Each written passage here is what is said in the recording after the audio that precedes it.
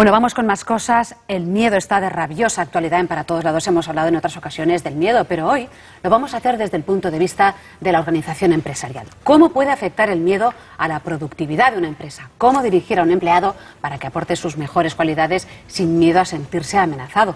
Parece que lo más difícil es dirigir sin utilizar el miedo como coartada. Pilar Jericó, experta en organización de empresas, coach en desarrollo del talento y liderazgo, nos sugerirá algunas de las claves del liderazgo inteligente que aparecen en su libro No Miedo, de reciente publicación. Buenas tardes, Pilar. Buenas tardes. Bueno, ¿cuál es el principal tipo de miedo, ¿no?, en el entorno laboral?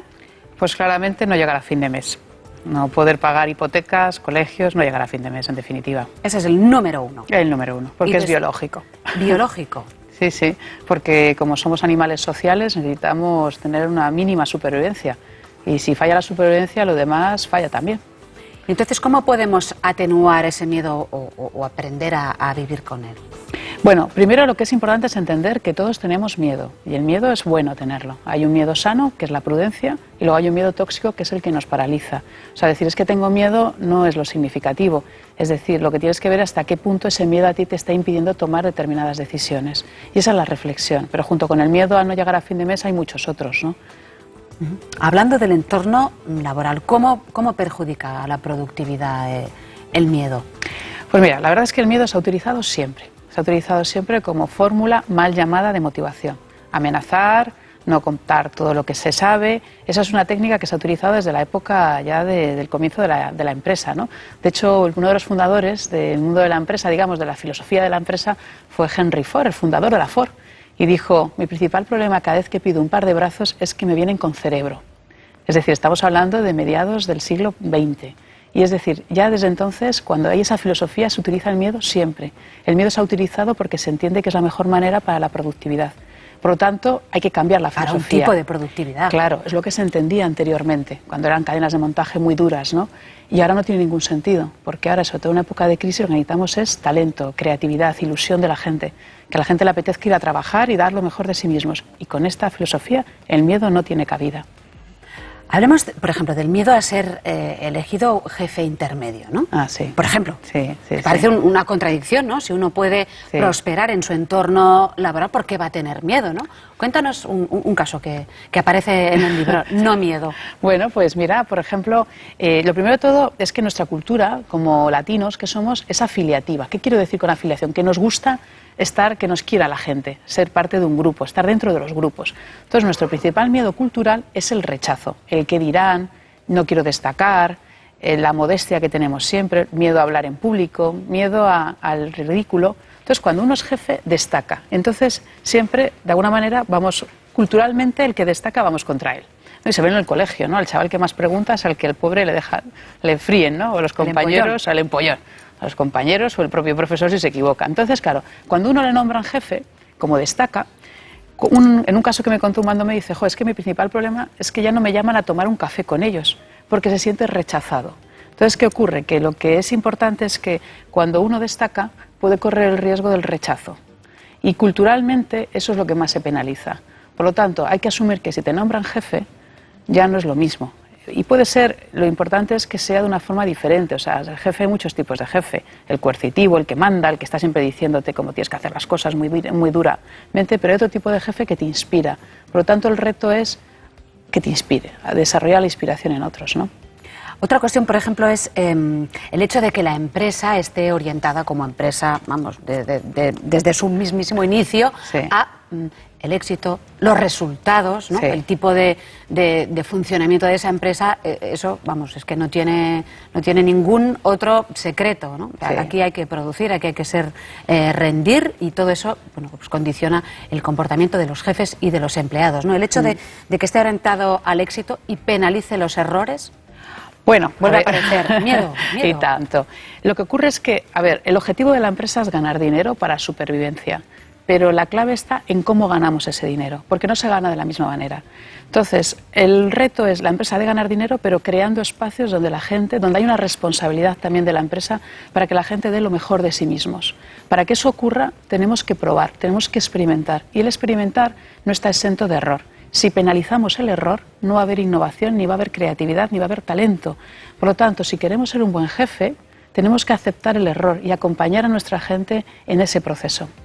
Pasa que en ese juego, ¿no?, en ese espacio, que hay esas reglas del juego, pues existe también el miedo a perder el poder. Claro, el miedo. Si hay cambios, quizá lo que se considera un error, hay que aprender de ese error, sí, puede beneficiar a otro sector y suponer una pérdida. Indudable, efectivamente. Y es una parálisis muy importante, el miedo a la pérdida de poder.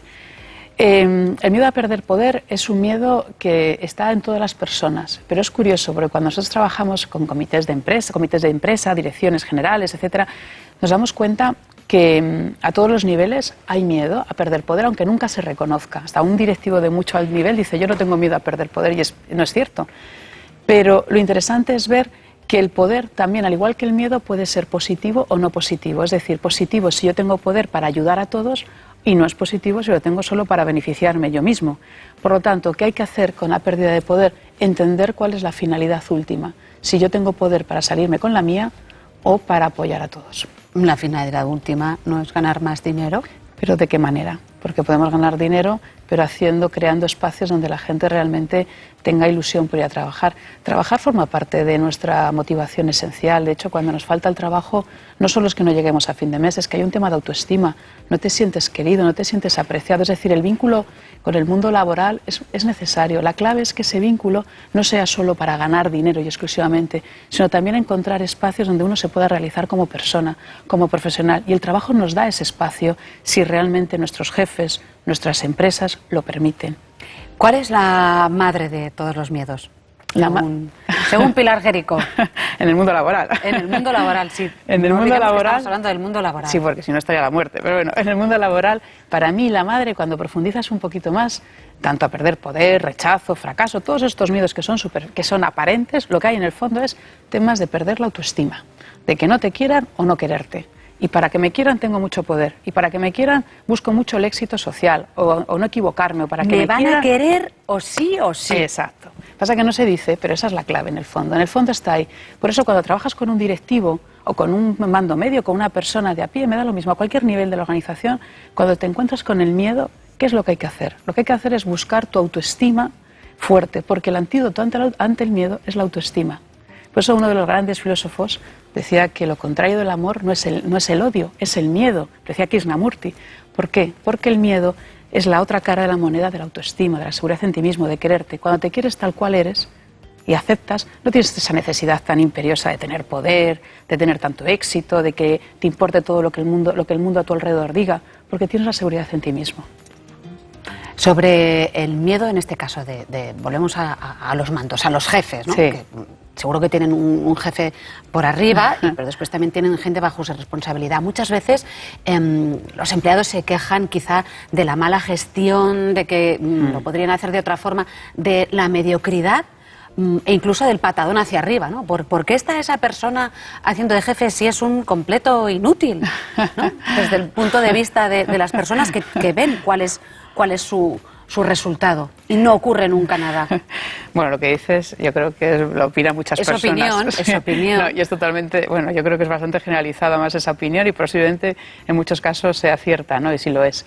Lo que ocurre es que yo creo que en España, por ejemplo, estamos mejorando mucho nuestra capacidad de liderazgo, pero todavía nos queda bastante. No nos olvidemos la historia en la que estamos. Tenemos una historia en la que se ha utilizado mucho el miedo. En la historia, nuestra religión, las políticas, todo esto. Entonces la empresa también lo vive.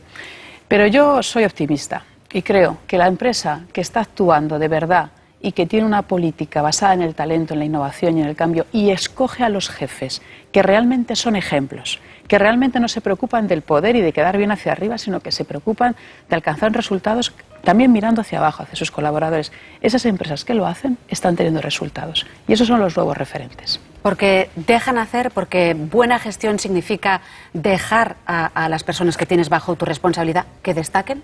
Sí, señora, eso es lo que hay que hacer. Hay que dejar que la gente tenga su espacio, hay que dejar que el talento tenga importancia, porque a veces el talento también da miedo. ¿A veces?